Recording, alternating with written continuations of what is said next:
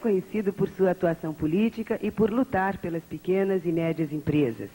Acredita que a reforma fiscal é complicada e avalia que, se não houver mudança nos impostos e nos encargos trabalhistas, muitas empresas vão se transferir para o Uruguai e para o Paraguai e se beneficiar com o Mercosul. Guilherme Afife Domingos, presidente do Conselho Deliberativo Nacional do Serviço Brasileiro de Apoio às Micro e Pequenas Empresas, SEBRAE, também proprietário da Indiana, presidente da Confederação das Associações Comerciais do Brasil, participa hoje de Nós Mulheres. E a gente estava com muita saudade de você aqui no programa, viu? Tudo bem, Afife? Prazer retornar aqui. Prazer mesmo. É todo nosso, viu? Neste início, né, de ano. O brasileiro está depositando tantas esperanças, né, no nosso país, e a gente tem que chegar lá. Agora, qual é a grande dificuldade que o pequeno empresário enfrenta hoje no Brasil? Houve um grande incentivo para a abertura das microempresas e tal, mas muita gente está encontrando dificuldades, né, Afife?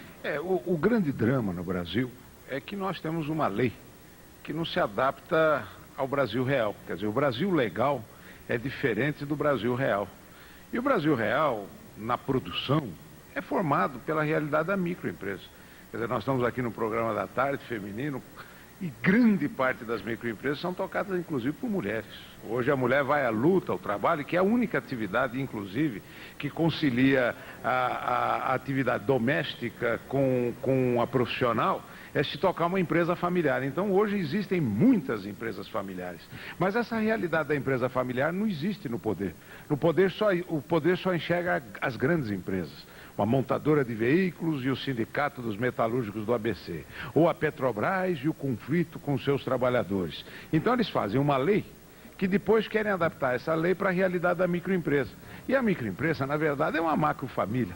Porque o empresário e o empregado, a gente às vezes não sabe quem é um, quem é outro, porque os dois estão metendo a mão na massa do mesmo jeito, estão trabalhando. Às vezes o problema do trabalhador da microempresa é um problema do dono da empresa, porque ele está assistindo, meu filho ficou doente, leva lá no meu médico, porque ele está precisando daquela mão de obra naquele instante. Então nós temos toda uma legislação feita para as grandes estruturas e as grandes corporações, mas a realidade do emprego no Brasil é dado pelo pequeno. Ele que emprega, só que ele não participa em Brasília das câmaras setoriais, ele não tem a representação.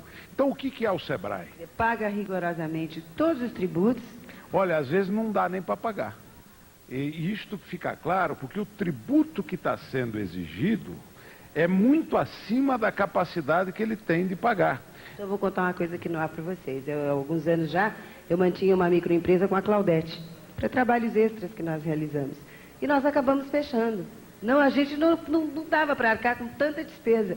As despesas realmente eram muito maiores do que aquilo que entrava. Então agora chegou a hora, já que nós estamos vivendo esse momento tão positivo na vida brasileira, que todo brasileiro hoje tem esperança de que as coisas podem efetivamente mudar, o SEBRAE, que é uma organização nacional, nós só o ano passado atendemos em nossos balcões 3 milhões de micro e pequenos empresários. Consultas, orientações. Então, o que é o SEBRAE?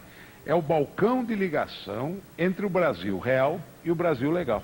Então, com a experiência que nós temos hoje de ter ouvido tanta gente, no dia 27 nós vamos apresentar ao presidente Fernando Henrique uma proposta de mudança profunda para que haja tratamento diferenciado para a micro e a pequena empresa, porque a Constituição já diz isso. Mas a lei ainda não diz. Então nós vamos entregar a proposta e vamos ter que batalhar todos juntos para exercer pressão no Congresso para que nós tenhamos então as mudanças para que o brasileiro que gera emprego não precise mais viver na clandestinidade, na marginalidade, porque 57% da mão de obra no Brasil não tem registro em carteira hoje. Está trabalhando, mas é no por fora. Porque na hora que for por dentro, os encargos todos são insuportáveis. Então hoje a atividade informal no Brasil é maior que a atividade formal. E que mudanças, então, Afife, na cobrança de impostos e nos encargos trabalhistas seriam favoráveis para o trabalhador e para o pequeno empresário? Olha, nós estamos querendo ver se a microempresa, e o que é a microempresa para efeito de trabalhadores? É aquela que tem até 5 empregados, né? Que é uma macrofamília. Por que a gente não cria um tratamento igual ao tratamento dos direitos da empregada doméstica? Então, uma empresa, uma microempresa até 5 empregados, a estrutura é igual de pagamento de empregado doméstico. Não tem folha de pagamento, tem o registro em carteira, recolhe o INPS, tá certo? Tem férias, tem 13º e tem fundo de garantia. O restante, que é aquele monte de penduricalho, folha, PIS, recolher contribuição disso, contribuição daquilo, sai tudo. Com isso, eu acho que grande parte dos brasileiros vão poder ter registro em carteira. As prefeituras não vão chiar com isso, não? Não, porque a microempresa, no caso, não tem nada a ver com o problema da prefeitura, porque a microempresa, quando ela está gerando o emprego, né, ela vai ter condições de registrar em carteira. Mas o registro em carteira de uma forma muito mais branda. Resultado, vai aumentar a arrecadação da Previdência, porque hoje isto existe sem registro. Tanto é que 3 milhões de microempresas declararam não possuir nenhum empregado. E, na verdade, tem empregado. Mas ela está na relação informal de emprego. Nós queremos formalizar, para criar facilidade para gerar empregos. Bom, vamos saber também o que outras vantagens e desvantagens, né? A participação do Brasil no Mercosul trará para o pequeno empresário, Fife. Olha, o Mercosul é uma abertura experimental que o Brasil está tendo de uma convivência internacional da nossa economia. Porque até hoje nós tivemos fronteira fechada. Praticamente agora, depois de Dom João VI, nós estamos começando de novo a reabrir os nossos portos para as nações amigas. Porque a coisa ficou tão fechada que agora que abriram para poder importar, você viu que não funciona porto, não funciona aeroporto, porque o Brasil viciou-se em ser um país fechado. E nós temos hoje que ser um país aberto. Então a experiência do Mercosul é boa, mas eu posso dizer a vocês que ela é muito melhor para os nossos parceiros do que para nós, por um fato. Nós somos quase 70% ou 60% da força de consumo da América Latina. Então eles veem esse mercado monumental. Nós temos na contrapartida um mercado pequeno deles, porém é uma boa forma de nós convivermos, porque a hora que nós convivemos com esta cultura internacional, o Brasil cria coragem de começar a ser parceiro da Europa, parceiro dos Estados Unidos, parceiro do Japão, sem medo, né, de ser pequeno. Nós não somos pequenos, nós somos grandes. Pequena é a mentalidade de alguns de nossos políticos. Pois é, pequena é também a mentalidade daqueles que sonegam impostos, né? Visando seu próprio lucro.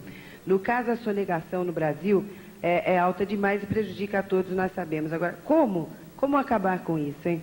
Foi feito o recadastramento e tal, mas acho que só isso não é suficiente, né? Na verdade, são duas coisas. Uma coisa é o sonegador, inadimplente, aquele que não consegue acompanhar e pagar todos os encargos.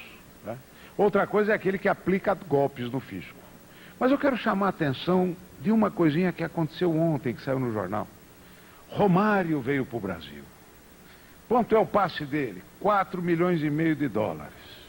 E como é que foi pago? Olha, as multinacionais vão pagar lá fora, porque se tiver que pagar aqui, vai custar 6,5 milhões o passe. O que quer dizer isso?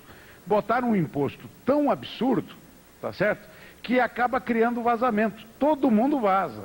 Então, a hora que o imposto no Brasil não for absurdo e for um imposto suportável para que todos paguem, o governo aumenta a arrecadação e diminui a sonegação. Portanto, a sonegação é proporcional ao tamanho do imposto que nós estamos cobrando. O exemplo do Romário ninguém falou, mas ficou tão claro e foi uma operação legal, não foi sonegação, porque a internacionalização das economias será assim. Na hora que um país está com uma carga tributária absurda perante os outros, sem dúvida vai ter desvio. Então o pessoal também precisa botar a mão na consciência e saber agir direitinho, né?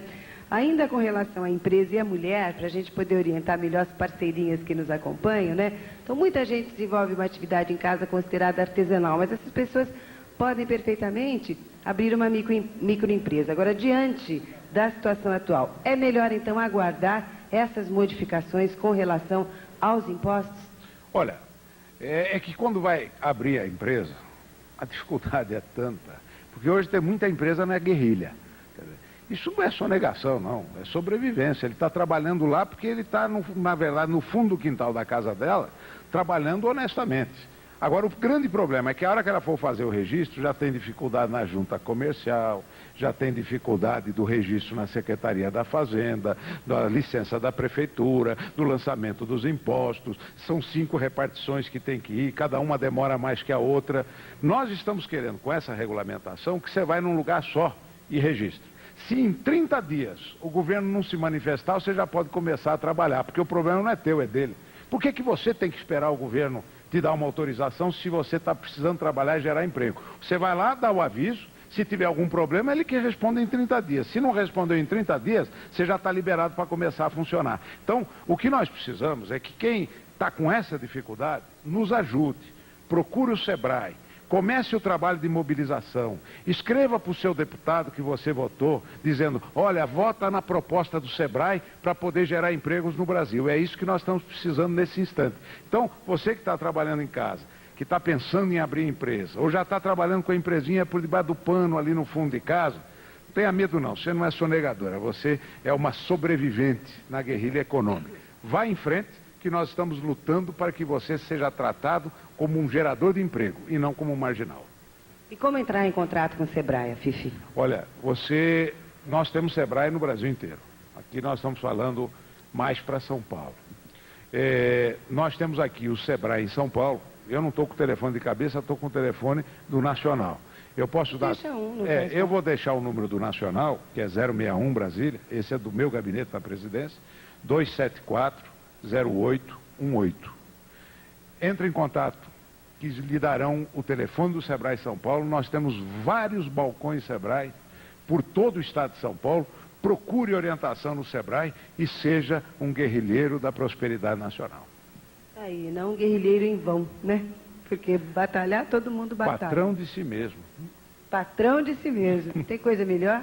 É a liberdade. Nós vamos agradecer muitíssimo a sua participação aqui hoje. Espero que neste ano você visite mais o nosso programa, viu, Afif? Virei com grande prazer, porque você sempre nos abriu as portas e eu sei que o seu público é um público muito interessado nesse assunto.